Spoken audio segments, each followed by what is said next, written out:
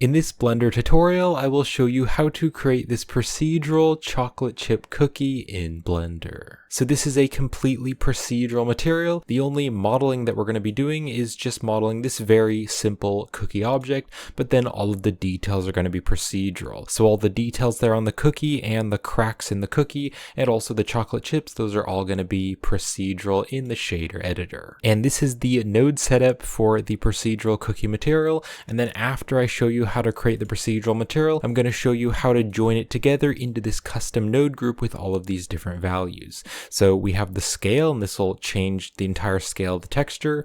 We also have cookie color 1 and cookie color 2. So this color here is just going to change the top color, and then cookie color 2, this is going to change the color on the bottom of the cookie. Because you can see we're going to be adding a gradient for the bottom of the cookie to make the bottom of the cookie look like it's been more cooked. Then we also have the crack scale, so I can just change this if I want to have more cracks. And then we also have the cracks detail, so you can see they are less detailed or more detailed. We also have the noise scale, just to change the scale of the overall noise. And then we also have some noise detail as well. And then we also have the cookie roughness, so this will just make the cookie more rough or more shiny. Then we also have the chocolate chips color, so you can change this color if you want to. And also if you wanted to make a chocolate chip cookie but with like white chocolate chips, you could change the chocolate chip color to like a light color, maybe kind of a light color that's slightly tan. Or if you wanted to make it look like maybe there were some M&Ms or some other like candy, you could change the chocolate chips color. And then we also have the subsurface color, and this is the color for the subsurf of the chocolate chips. Then we also have the chocolate chip scale, so if you want many more chocolate chips, you could scale that down, and you can see they're going to be a bit smaller. And then we also have the chocolate chip size, so I could turn this down or I could turn this up if I want to make the chocolate chips bigger or smaller. And then there's also this chocolate chips randomness, just to make it more or less random. Then we also have the chocolate chips roughness, so if you want to make them a bit more shiny, you could turn this down. And then finally we have the bump strength, and we also have the displacement strength. If you'd like to help support me and my YouTube channel and purchase this material, then you can get that on my Gumroad store and my Patreon page with the links in the description. And if you'd like to purchase more of my procedural materials, you can also check out my Blender procedural material pack.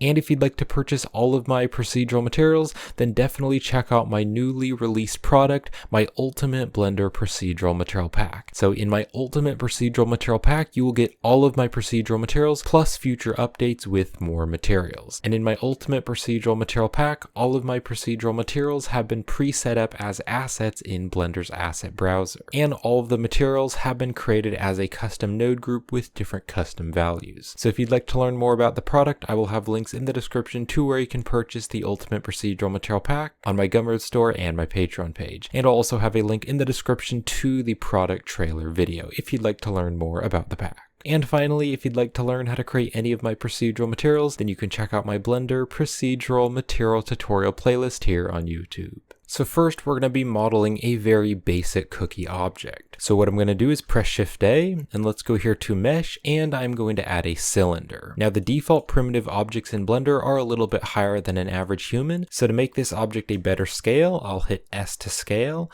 I can type in 0.1 and then enter. So now it is much smaller, and that is a much better size for a cookie object. And then also I need to press Ctrl A, and I need to apply the scale, so this is now the object's new default size. I'm now going to press the Tab key to go into edit mode, and I want to scale the cookie down. So I'll hit S to scale, and I'm going to scale it on the Z axis, and I can again type in 0.1 and then enter. So now the cookie is much more thin. Now in edit mode, I also want to give this object more geometry because we're going to be using the displacements in the node editor to actually make the cookie bumpy. And so we need more geometry. So in edit mode, I'm going to click right here on the face select, and then I'm going to select the bottom face. I can now press I to inset, and I'm going to bring this down, just make it a bit smaller and place it there. And I want to inset this 4 times. And I want these faces to be as close as a square as I can. So I don't want to scale this way down because now that is a shape of a rectangle. I want it to be roughly the size of a square. And why I'm doing this is so that the displacement detail will look more even. Now you don't have to get it perfect, but I do want it to be just about a square. So I'll hit I to inset, bring that down, place it about there. And I think I'm actually going to inset this 5 times. So I'll inset that again,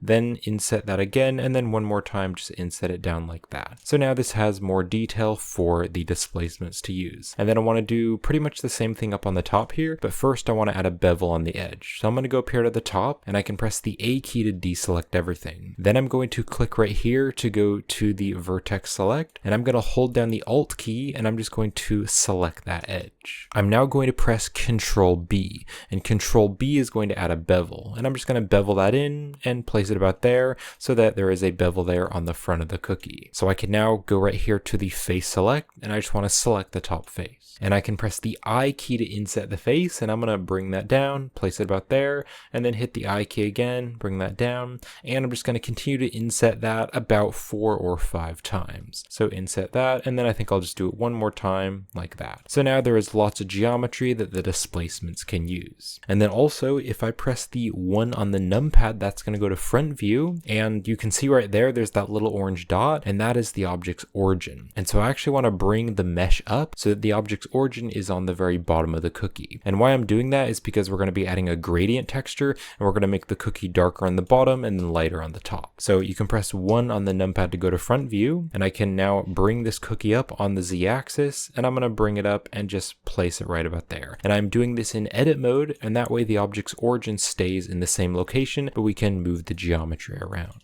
So I can now press the tab key to go back to object mode. And then I want to give this object even more detail. So let's go right over here to the side panel, and I'm going to click right here to go to the modifier properties, and I can click on add modifier, and under generate, I want to add the subdivision surface modifier to give this geometry even more detail. And I want this to be pretty detailed because I do want a lot of detail on the cookie. So I'm going to turn up the levels viewport and render both up to 5. So just turn those both up to 5. And now the cookie is very detailed, so all of this geometry the displacements will be able to use to give the cookie more detail. And then also using the object context menu in object mode, I can shade the object smooth. And then also one other thing that I want to do, I'm just going to press the tab key to go back into edit mode, and I'll select everything, and I'm going to scale everything up on the Z-axis just a little bit, so it's just a little bit thicker. So just like that, so it's just a tiny bit thicker. I think that looks a bit better. So now let's go over how I set up the lighting. So for the lighting, I added these 2 area lights right here, and so you can press Shift A, and you can go right here down here to light, and you can add an area light.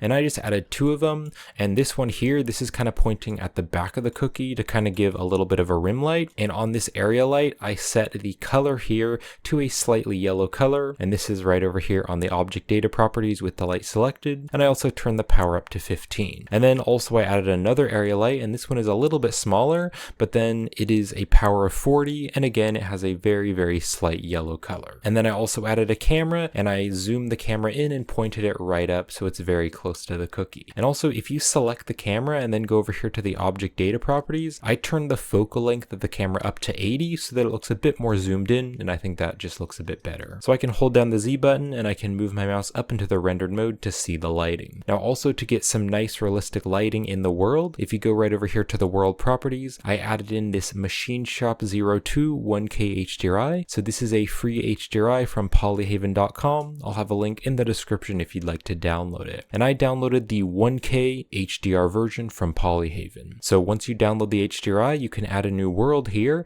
and then if you click on the yellow dot next to color, you can go here and choose environment texture, and then you can click on the open button and open up the HDRI. And then also, just to make the strength a little bit less strong so it's not quite as bright, I turned the strength down to 0.8.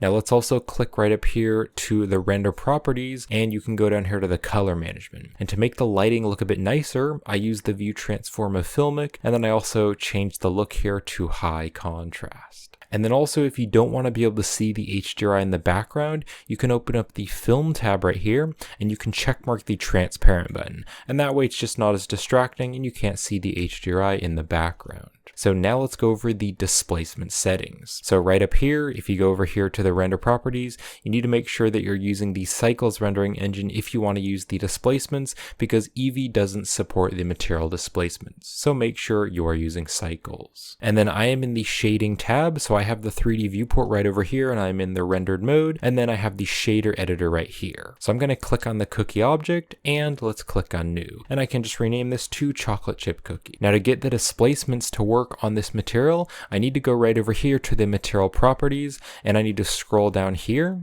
and I need to open up the settings, and then right here on surface there is displacement, and right now it is set to bump only, but I want to change this to displacement only, and this is telling the material that it can use the displacements. Now you could change this to displacement and bump, and that way it'll also use the data going into the normal, and it'll use that to displace it a little bit and make it a bit more detailed, but I actually find that that's a bit too detailed, so I don't really want it to be set to displacement and bump. I'm just going to use displacement only, but if you want to, you could try using displacement and bump. I will just use displacement only. And then before we start creating the procedural material, I'm also going to be using the Node Wrangler add-on. So if you don't have the Node Wrangler enabled, you can click on edit and you can open up the preferences, and then over there on the add-ons tab you can search for Node Wrangler and just checkmark the Node Wrangler add-on. So the add-on is built into Blender, and I'll show you how to use it in the video. So the first thing that I want to do is create a gradient, because I want the top of the cookie to be lighter and then the bottom of the cookie to be darker. So I'm going to press Shift A, let's go to the search, and I'm going to search for the gradient texture, and let's drop the gradient texture right here.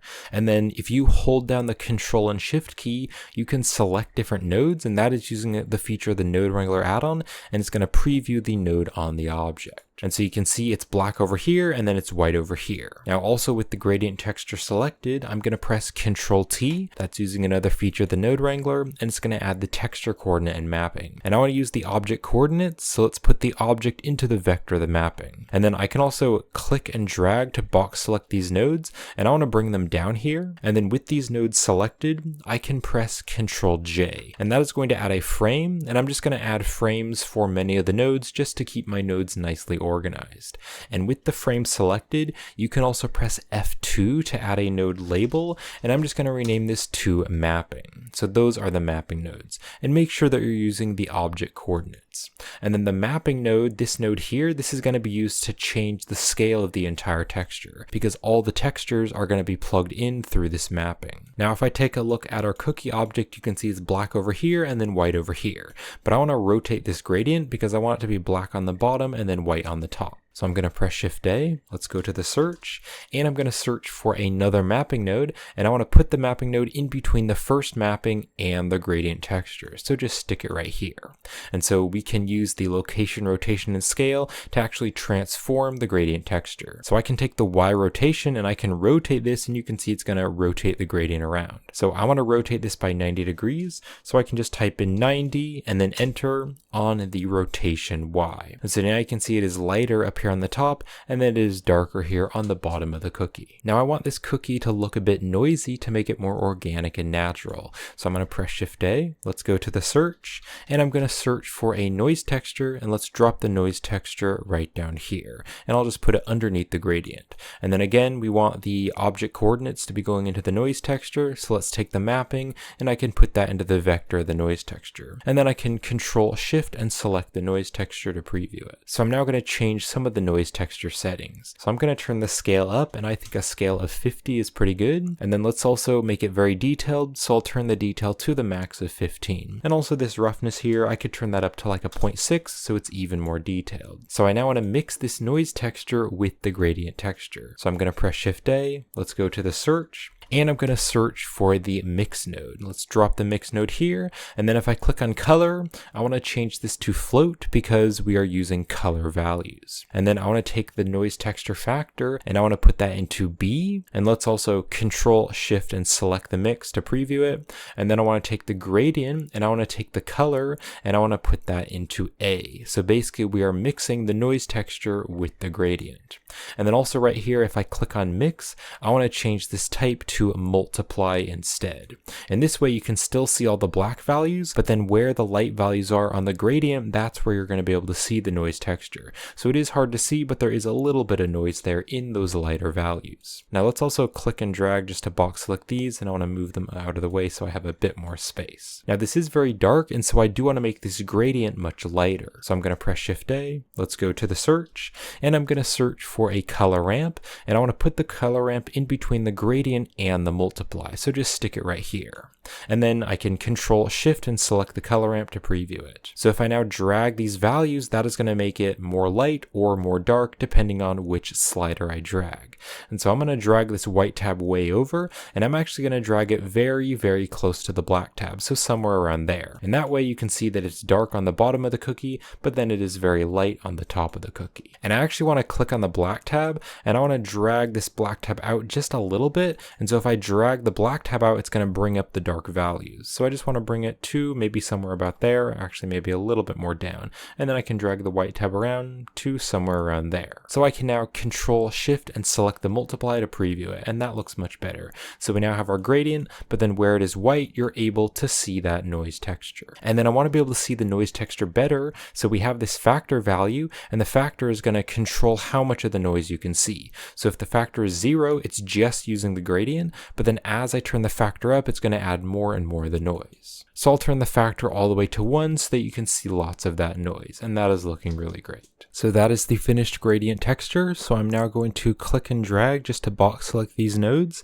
and I can press Ctrl J just to join them together into a frame, just because I like to keep my nodes nicely organized. So then if I click on the frame, I can press F2 to add a label, and I'm just going to rename this to gradient. Alright, so the next texture that I'm going to be creating is some cracks on the top of the cookie. So to make the cracks, I'm going to press Shift A, let's go to the search, and I can search for a Voronoi texture, and let's drop it down here. And I actually want to bring the gradient up a little bit and then bring the Voronoi here kind of into the middle. And then I can Control Shift and select the Voronoi texture to preview it. Now to make the Voronoi texture look like cracks, I'm going to click on the F1 here, and I'm going to change this to the distance to edge. And now you can see we have all those cracks. And then also let's take the vector from the mapping, and we can put that into the vector of the Voronoi texture. And then on the scale here, I'm going to use a scale of 2 on the Voronoi. Now I want the cracks to be much more random and organic. I don't want them to be super straight, because if I turn the scale down, you can see those cracks are very jagged. So I'm going to press Shift A, let's go to the search, and I'm going to search for a noise texture, and let's put the noise texture in between the mapping and the Voronoi. So because the noise texture is going through the vector, it's distorting the placement of the Voronoi texture. And so I can now change some of the noise texture settings. So I'm going to turn the scale up to like a 9, and then I also want it to be very detailed, so let's turn the detail all the way to the max of 15. And then you can play around with this scale value, but I want to leave the scale pretty small at 2 on the Voronoi, and that way we just have a few big cracks going along the cookie. Now I also want to make this more contrasty because it is kind of gray, and I want the cracks to be a bit smaller. So I can press Shift A, let's go to the search, and I can search for a color ramp, and let's drop the color ramp right here after the Voronoi texture. And then I can drag these values together, and you can see when I drag them together, they're going to be more contrasty. So you could drag the black tab over, but I actually want the cracks to be pretty small, so I'm going to leave the black tab over here, and I will drag the white tab over to about there. So now we just have a few cracks going across the cookie. So let's click and drag to box select all these 3 nodes here, and I can press Ctrl J just to join them together into a frame. And then if you select the frame, you can press F2 to add a label, and I can just rename this to crack. So we're now going to be creating another texture for the chocolate chips. So for the chocolate chips, I'll press Shift A, let's go to the search, and I want to search for a Voronoi texture, and let's drop the Voronoi right down here. And then I can Control Shift and select it to preview it. And then I want to use the object coordinates again so that the texture is placed very evenly on the object. So let's take the mapping vector, and I can put that into the vector of the Voronoi. And then let's also turn the scale up quite a bit. So I'm going to turn the scale up to like 20. And so those those little dots there, those are going to be where the chocolate chips are. Now also, if I click on the 3D here on the Voronoi texture, I'm going to change this instead to 2D because I find that that looks a lot better. Now I want to make this more contrasty because I want it to be very clear where the chocolate chips are, because right now there's kind of a gradient here along the edge of it, but I instead want the edges of the chocolate chips to be very sharp so it's very clear where it is. So I'm going to press Shift A, let's go to the search, and I can search for a color ramp, and let's put the color ramp here after the Voronoi, and the distance can go into the factor. So I can now drag these tabs together, and as I drag them together, it's going to be more and more contrasty. So I just want to drag these really close, and I actually want to switch these values because I want the chocolate chips to be white instead. So I'm going to drag the white tab over here, and then the black tab I can drag that over there. So now it's very clear where the chocolate chips are. And then also you can drag this if you want to change the scale of each chocolate chip. Now, when I create this as a custom node group, I want to be able to have a value which will change the size of the chocolate chips. But the color ramp doesn't have any value that we can add to a custom node group. So what I'm going to do is press Shift A, let's go to the search, and I'm going to search for the hue saturation value. And let's drop the hue saturation value in between the wire between the Voronoi and the color ramp. Now hue and saturation are dealing with color values, so we're not going to be using that because this texture doesn't have any color right now, but the value here, that is going to change how bright and dark the texture is. So if we drag the value, it's going to make the texture brighter and darker. And so because this is changing the brightness of the texture, it's going to change the size of the chocolate chips. And so we can use this value to change the size of the chocolate chips in the custom node group. So for now, I'll just leave that right there. So I can now click and drag to box select these 3 nodes, and I can press Ctrl J to join them together into a frame. And then if I click on the frame and press F2 again to add a label, I can just rename this to chocolate chips. Alright, so I can now Control Shift and select these different nodes here, and we have the chocolate chips, we also have the cracks, and we also have the gradient. So I now want to combine these different textures together to create the chocolate chip cookie. So I'll press Shift A, let's go to the search, and I can search for the mix node. And I'm going to drop the mix node right up here, and then we are working with color values. So let's click on the float here, and I can change this to color instead. So I'm going to start by joining the gradient texture and the cracks texture. So we're going to join them together. So let's first take the multiply from the gradient, and I'm going to put that into value A, and I can also Control Shift and select the mix to preview it. And then I can take the color ramp from the cracks. Let's take the color from the color ramp, and I can put that into value B on the mix. Now this factor is going to blend between how much it's using of A and how much it's using of B. So the factor is just evenly blending between them. But instead, I just want to add the cracks over the gradient texture. So I'm going to click on this mix here, and I'm going to instead change it to darken. This way, it's just going to add the dark values. So now as I turn the factor up, it's going to use more and more the dark values from the cracks. And so we can turn this up to make the cracks more strong. Now I do want the cracks to be a little bit subtle, so I'm just going to turn this value to a 0.35. So just turn the factor to 0.35, and now you definitely can see the cracks, but they are a little bit more subtle. So now we can actually create the colors for the cookie. So I'm going to click on this darken node, and I'm going to press Shift D to duplicate it, and I can just drop it here. And then if I click here on the type, I just want to change this back to the first one, which is mix. So I can now take the result here from this darken, and I want to put that into this mix node. And then I can Control Shift and select the mix node to preview it. So as I mentioned earlier, the factor is controlling how much of A and how much of B it's using. And the same thing applies for this mix here. So the factor is going to control where it's going to be color A and where it's going to be color B. But because we plugged the result from this darken into the factor, it's going to instead use the light and dark values of this darken to control where it's going to be A and where it's going to be B. Now, if I Control Shift and select this mix, I can now make the colors for the cookie. So on A here, I want to make this a dark brown. So I'm going to make it a brown color, and I'm going to make it a bit darker. So something like that. And then for color B, if I click on this, I want to make this kind of a light color. So kind of a light brown or kind of an orangey, kind of tannish color. So I'm going to make this very bright, and then I will make it kind of a yellowish, orangey tannish color, kind of a peachy color. And if I Control Shift and select the darken, you can see where the dark values are, that is telling it that it's going to be color A, but then where the light values are, that is telling it that it's going to be color B. And if you want to use the exact same colors that I'm using, then here on color A, you can go to the hex value and you can punch in 3300 0E, 0, 0. And then here on color B, you can click on the hex value and you can punch in FFAE76.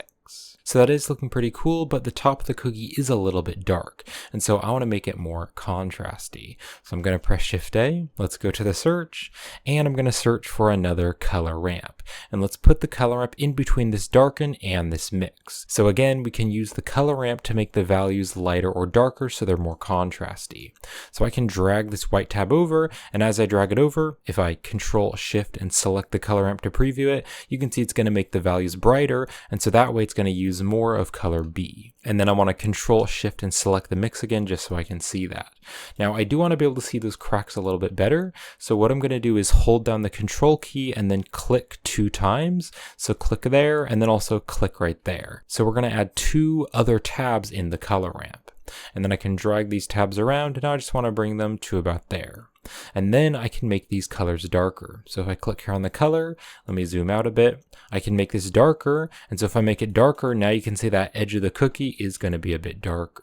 And so for this gray color ramp, the color that I'm going to be using is a hex value of 515151. Then I'm going to click on this tab here, and this one I also want to make a gray color, so I'll turn it down a bit so it's a bit darker. And you can see as I turn it darker, it's kind of making the edges of those cracks a little bit darker. So I do want to make that a bit darker. And if you want to use the same color that I'm using for this light gray tab, you can click here on the color and go to the hex, and you can punch in A2, A2, A2. And then you can slide around the tabs to get it to a placement that you like. Alright, so we can now take this mix and we can put it into the base color. So let's drag the principled shader over, and then I can take the result from the mix and let's put that into the base color of the principled shader. And then I can Control Shift and select the principled shader to preview it. And let's drag these up here. So there we go, it is already really starting to look like a cookie. Now you can see here on the edges, the cookie is quite shiny, and I don't want it to be that shiny because it is like a dry bread, so it is going to be much more rough. So I can take this darken here, and I want to put the result into the roughness. And this way the light and dark values are going to control how rough and shiny it is, and that way there will be a little bit of variation in the roughness. Now that is way too shiny, it kind of looks like a mirror now, so I'm going to press Shift A, let's go to the search, and I can search for another color ramp, and I want to put the color ramp here between the darken and the roughness.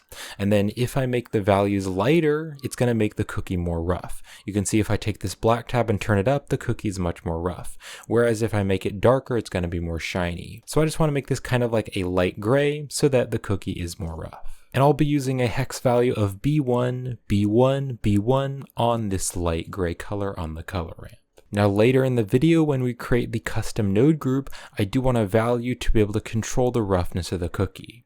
So I'm going to press Shift A, let's go to the search, and I can search for the hue saturation value. Let's drop the hue saturation value down here, and I can actually drag the color ramp back, and then let's put the hue saturation value in between the color ramp and the roughness. So again, we have this value, and so if I turn this down or turn it up, it's going to make that texture brighter or darker because the value controls the brightness or darkness of the texture. So we can use this later in the video to control the roughness of the cookie. Now this cookie is also very smooth, and so I want to add a noise texture into the normal to give the cookie just a little bit of bump all over the cookie. So what I'm going to do is go back up here to where the gradient is, and I'm going to press Shift A. Let's go to the search, and I can search for the noise texture, and I'm going to drop the noise texture right up here. And then I can take the mapping, and I can take the vector and put that into the vector of the noise. And then I can Control Shift and select the noise texture to preview it. So let's change some of the noise texture settings. So I'm going to turn the scale to 50, and then I'll also make it very detailed, so I'll turn the detail all the way to the max of 15. And I also want to turn the roughness up so it's even more detailed, so I'll turn the roughness up to like a 0.8. So now you can see it is very detailed. And then I want to bring this noise texture over here, but I don't want there to be like that overlap in the wire. So what I'm going to do is hold down the Shift key, and then I can right click and drag over the wire and then let go. And that is going to add a reroute, and I can just drag the reroute right up here. And then if I click and drag and box select the reroute and the noise texture, I can press Ctrl J just to join them together into a frame. And then I can press F2 with the frame selected to add a label, and I can just rename this to noise bump. So we can now take this noise texture and I can put it into the normal to give the cookie a little bit of bump. So let's take the factor and I can put that into the normal. And then I can Control Shift and select the principled shader. Now if I look around here, you can see it's not really doing anything. And right down here, there's some weird shading issues.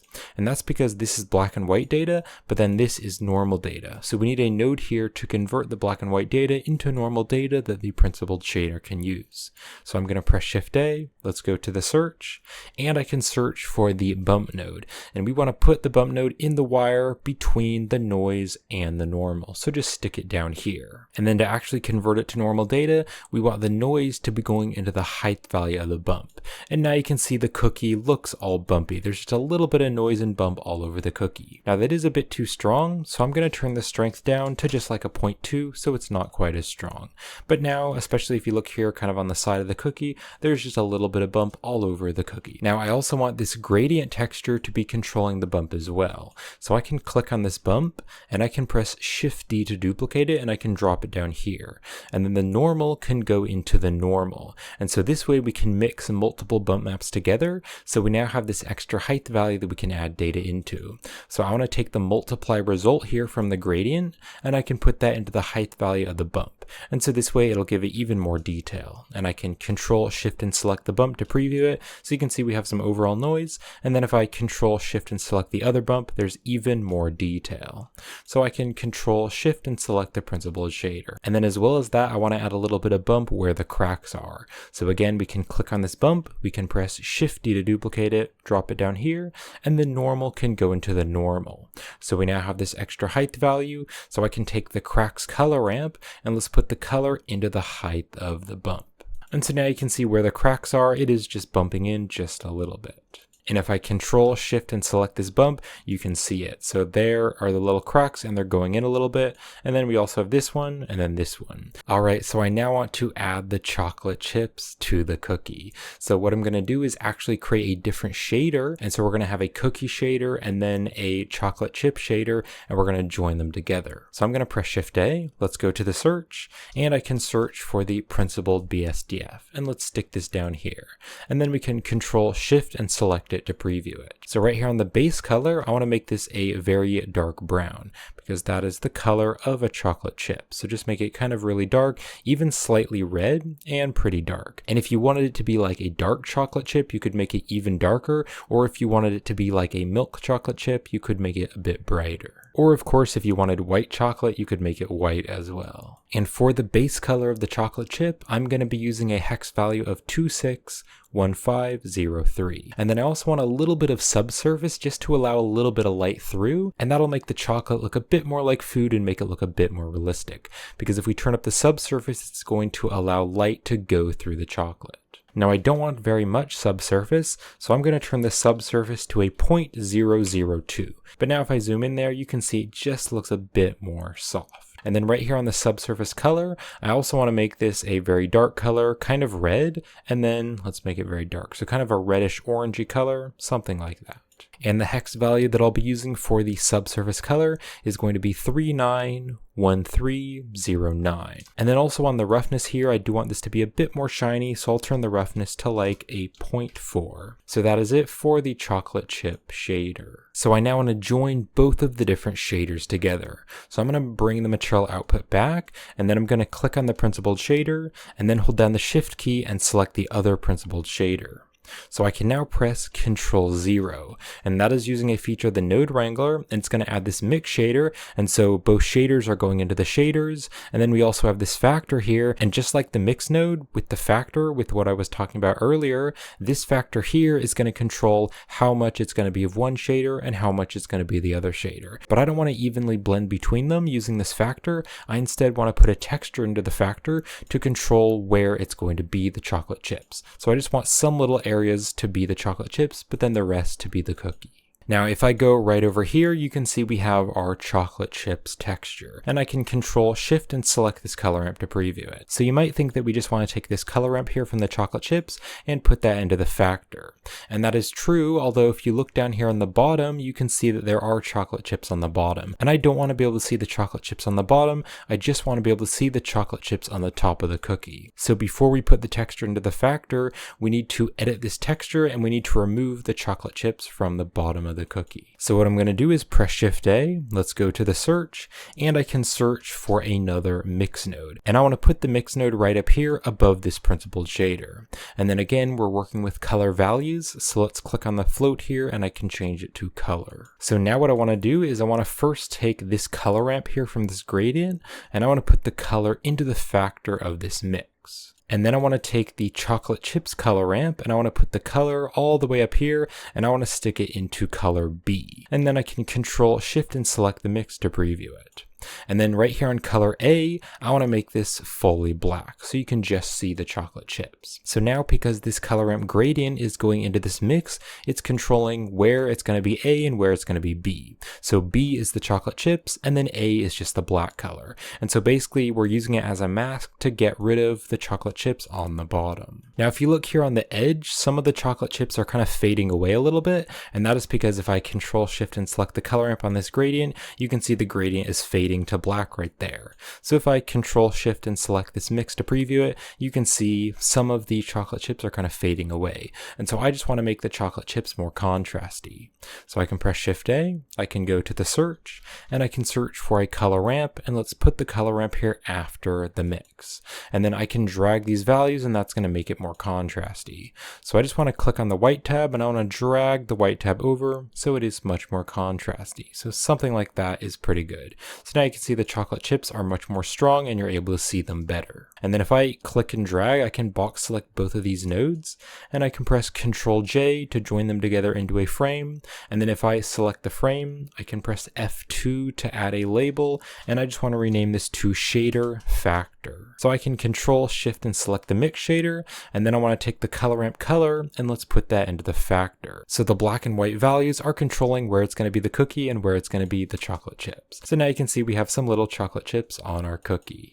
Alright, so this is definitely starting to look like a chocolate chip cookie, but we don't have any displacement. And so the chocolate chips aren't bumping out and the cookie is just looking very flat. So we're now going to be adding the data, which we'll put into the displacement to actually give the cookie some bump. So first, I just want to add some overall noise all over the cookie. So I'm going to press Shift A, let's go to the search, and I can search for the noise texture, and let's drop the noise texture right down here. And I can Control Shift and select it to preview it.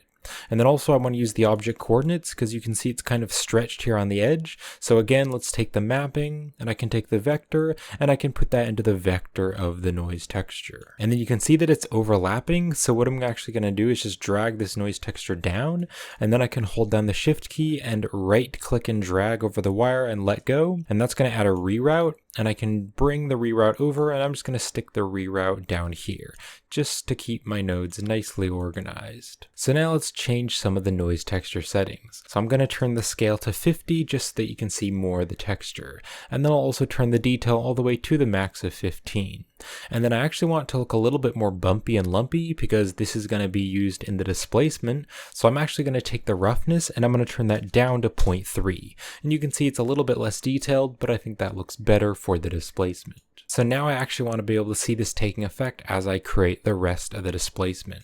So let's take the factor and I'm going to drag this all the way up here. You can drag the edge to bring it over, and I want to stick it here in the displacement of the material output. And then I can Control Shift and select the mix shader to preview the actual shader. Now if for some reason the displacement isn't working, then if you go right over here to the material properties, I did mention this at the starting of this video, but you need to go down here to the settings and you need to make sure that the displacement is set to displacement only, or displacement and bump. And that way you're telling the material that it can use the displacements. And also right up here, if you go here to the render properties, make sure that you're using the Cycles rendering engine because Eevee doesn't support the material displacements. Now you can see it's jutting way off to the side, and that is because this is displacement data, but then this here is black and white data. So just like we did with the bump nodes, we need to add a node in here to convert the black and white data into displacement data. So I'm going to press Shift A, let's go to the search, and I can search for the displacement node. And let's put the displacement in between the noise texture and the displacement. And then I can drag this right down here, and I'll just put it underneath this principled shader, underneath the chocolate chip principled shader. Now to actually actually convert this properly to displacement data, I want to put the noise texture factor and I want to put that into the height value of the displacement. Now you can see it's way too strong, and so I need to make this much more subtle. So right here on the scale value, I can just drag this down and I'm going to make it much more subtle. And for now, I'll maybe just go with like a 0.1 or maybe even just like a 0.03. That is a bit better. So the cookie is still very bumpy, but we're going to be adding much more data in here to actually make like the chocolate chips bumping out and some more settings. So for now, I'll just turn the scale to a 0.03. Now, if I go down here to the bottom, you can see the cookie is very bumpy on the bottom of the cookie, but that's not very realistic because when the cookie is cooked, like on the cookie sheet in the oven, the bottom of the cookie would be very flat because it's being pressed down.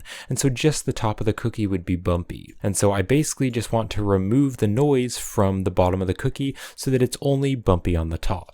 So to do that, I can press Shift A, let's go to the search, and I can search for the mix node, and let's drop the mix node right here. And then I can click on the float, and I instead want to change this to color because we're using color data. And then I want to take the noise texture factor and I want to put that into value B, and I can drag this down here. So I now want to add another value into A, and that is going to be the gradient. So we're going to tell it to get rid of the noise where the gradient is. So I can go right up here to this gradient and I can take the multiply result and let's drag this way down here, and I want to put it into value A. And then I can Control Shift and select the mix to preview it just to see what it's doing.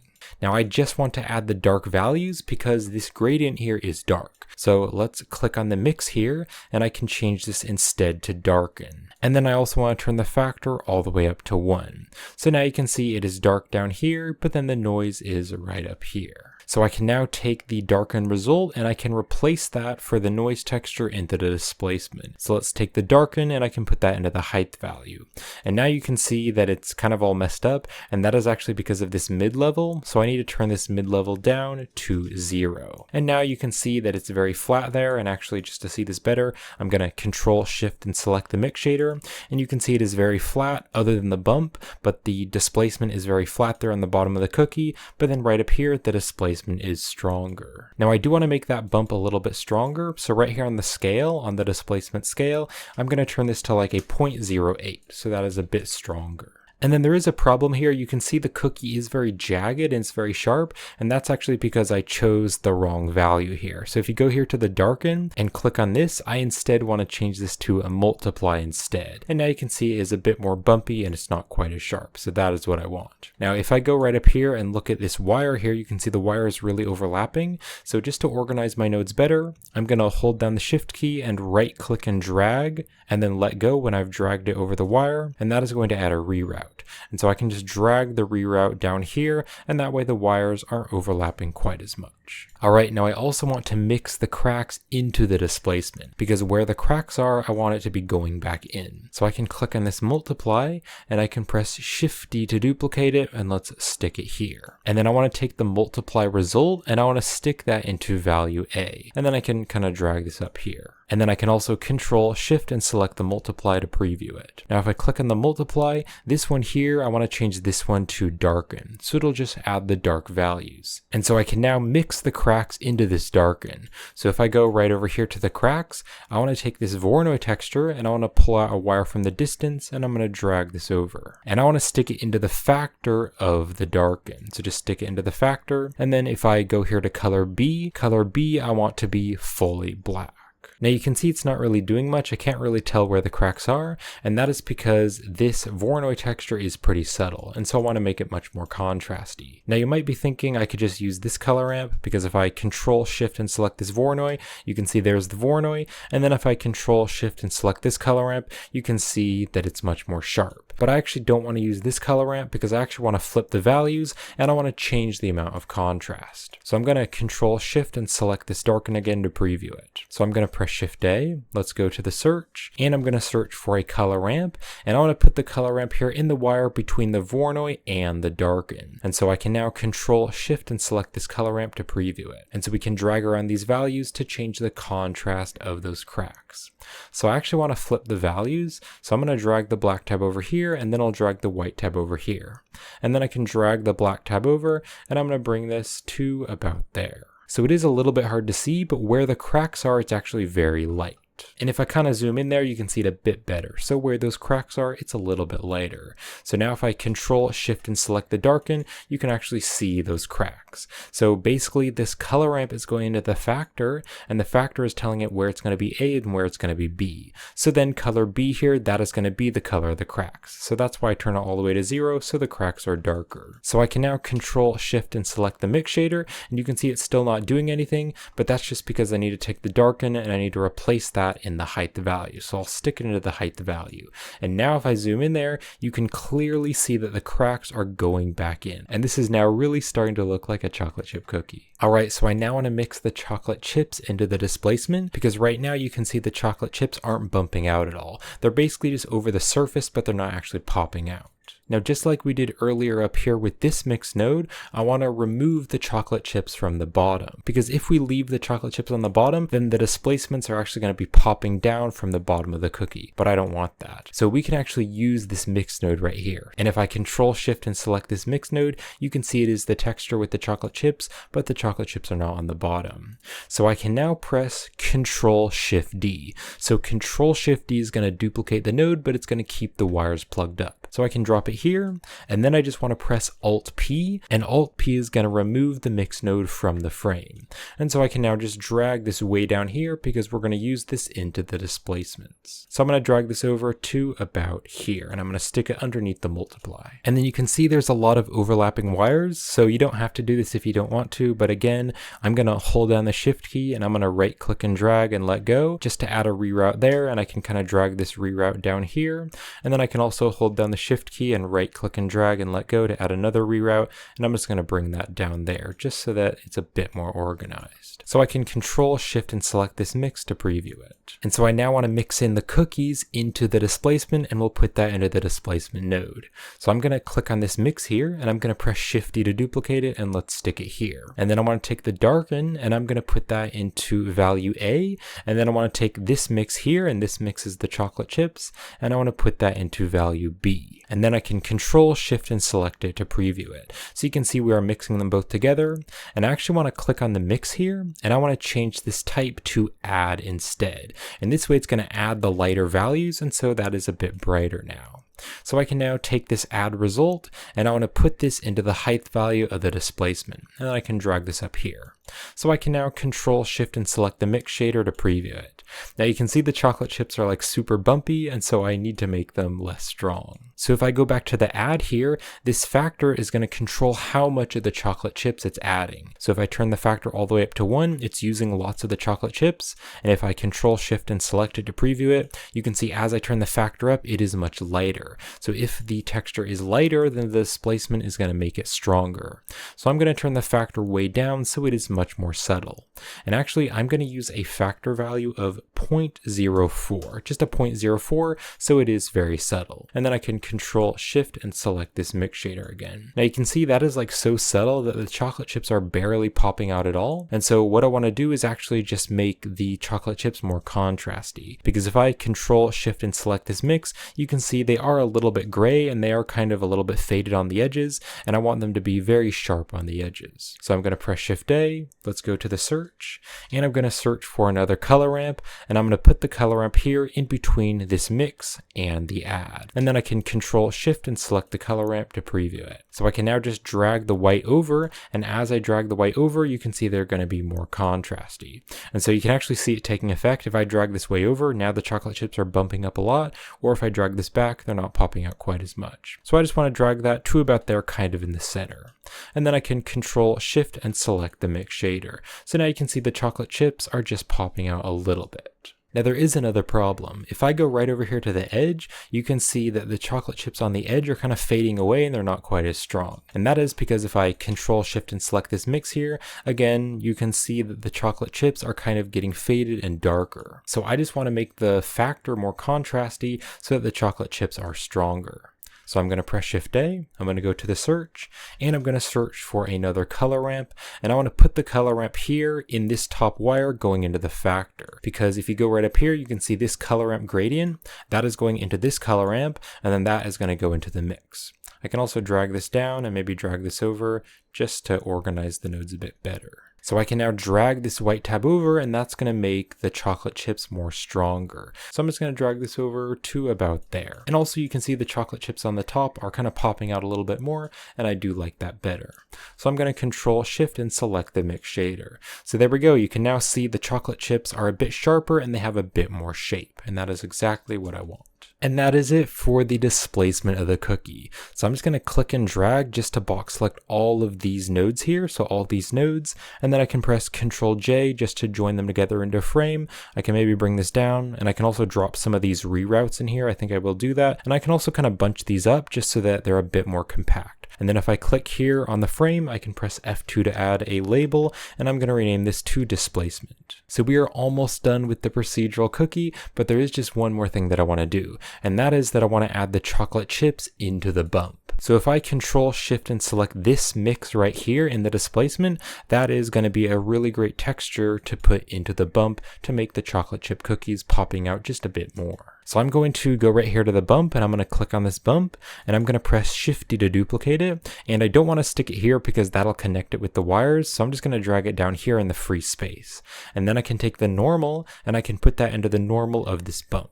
And then I can just drag this back up here and it won't be connected with the wires. I could also select these and kind of compact them just a little bit more. The normal is going through the normal, so we now have an extra height value right here on this bump that we can add data into. So I want to take this mix here, and this is the chocolate chip texture, and I want to put that back here into the height value of this bump. So if I Control Shift and select this bump, you can see it's just making the chocolate chips pop out a little bit. So I can now Control Shift and select the mix shader. And there we go. There is the finished procedural chocolate chip cookie material. So I'm now going to show you how to join them together into a custom node group with different sliders. So what you can do is click and drag just to box select all the nodes except the material output. So with all those nodes selected, you can press Control G, and Control G is going to join it all together into a node group. And if you want to go out of the node group, you can press the tab key. So the tab key will go out of the node group, and I can bring this material output down here, and I can kind of zoom in. I also want to click and drag and make this a bit bigger, and then I can rename it chocolate chip cookie. So I'm going to click here on the name here, press Control C to copy the name. I can click here on the node group, and I can press Control V to paste that. Now also you can see the displacement is at the top, but I want to switch it down to the bottom. So with the custom node selected, you can press the tab key. That's going to go into the group, and then if you press the N key, that's going to open up the side panel, and you can click over here on groups, and you can see there are inputs and outputs. So I just want to click on the shader, and I want to click on this arrow and just bring it up. And that way, if I press the tab key to go out of the node group, you can see the shaders now on top. So I now just need to add all the custom values. So I'll hit the tab key again to go into the node group. So if I navigate over here to the left, you can see that it's given us a group input. And so we can put values into the group input, and those will be all the values that we can control.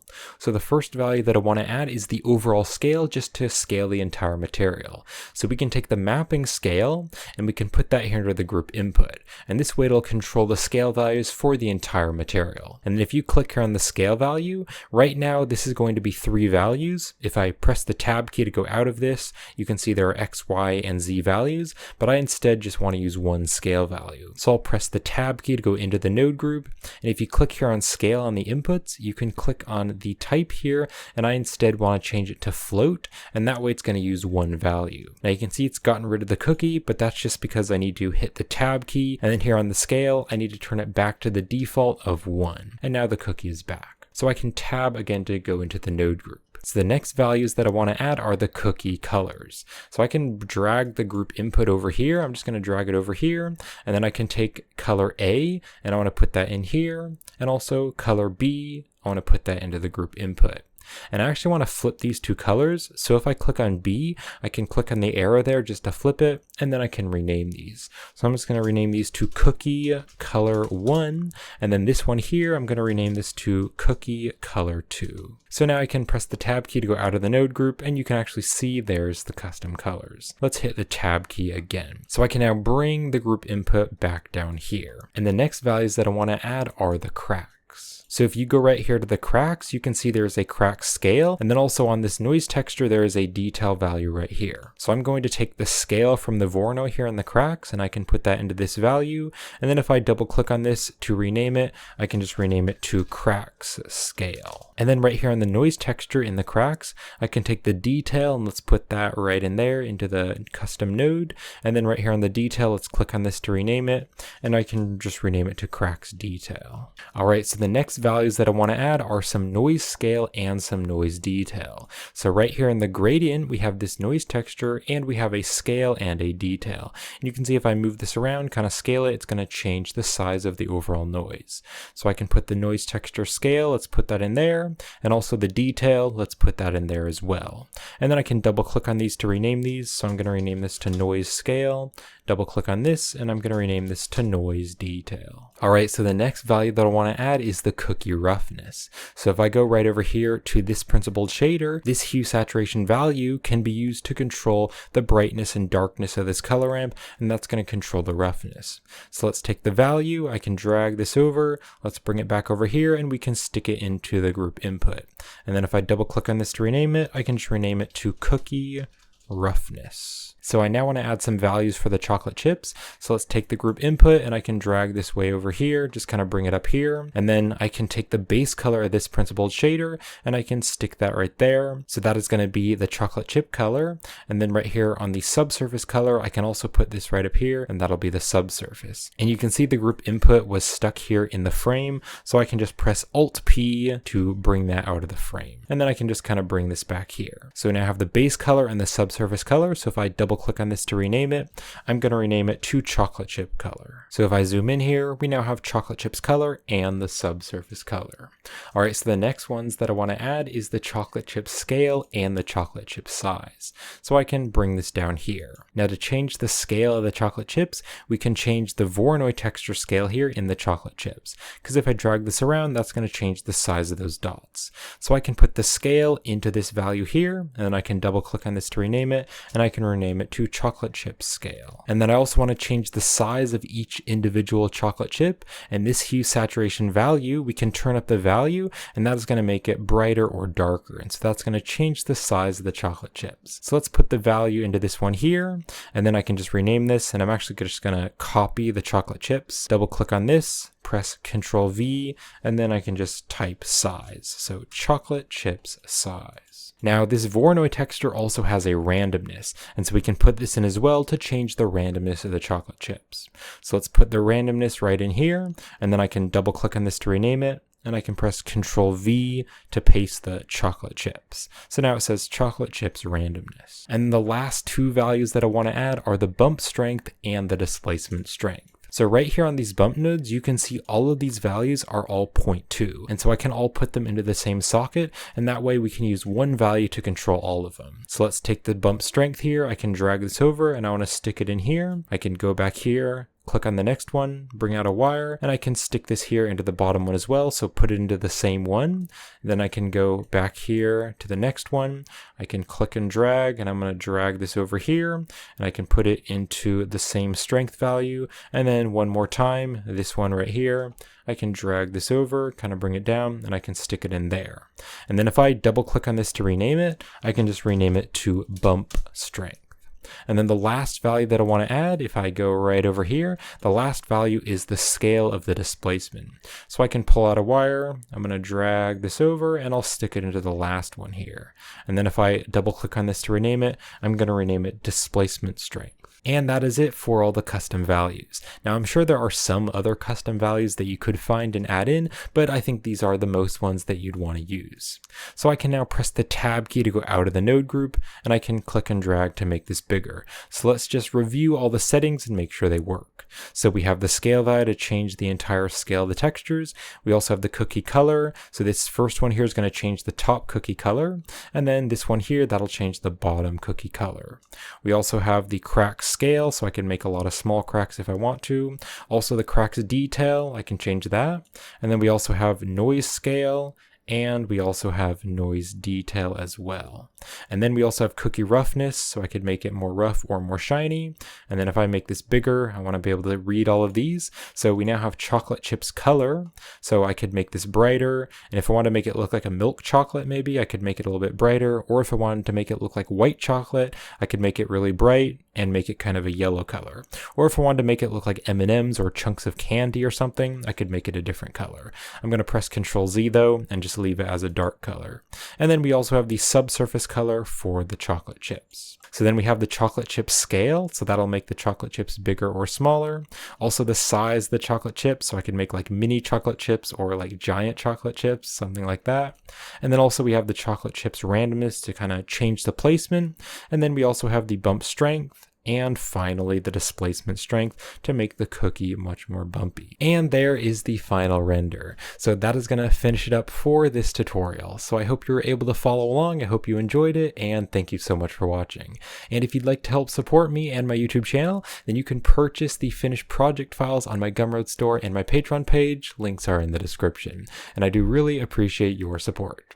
And if you'd like to purchase more of my materials, you can also check out my Blender procedural material packs, and you can also check out my newly released product, my Ultimate Blender procedural material pack. And my Ultimate procedural material pack comes with all of my materials plus future updates with more materials. And all of the materials have been pre-set up in the asset browser with custom thumbnails and custom node groups, and there's even catalogs to sort the different materials. And so it's a really great tool to use procedural materials in your projects. So if you'd like to check out the trailer video, I'll have the link in the description, and also I'll have a link in the description where you can purchase my Ultimate Material Pack on my Gumroad store and the Blender Market. And finally, if you'd like to learn how to create any of my procedural materials, you can also check out my Blender procedural material tutorial playlist here on YouTube. So I hope you enjoyed making this procedural cookie in Blender, and thank you for watching.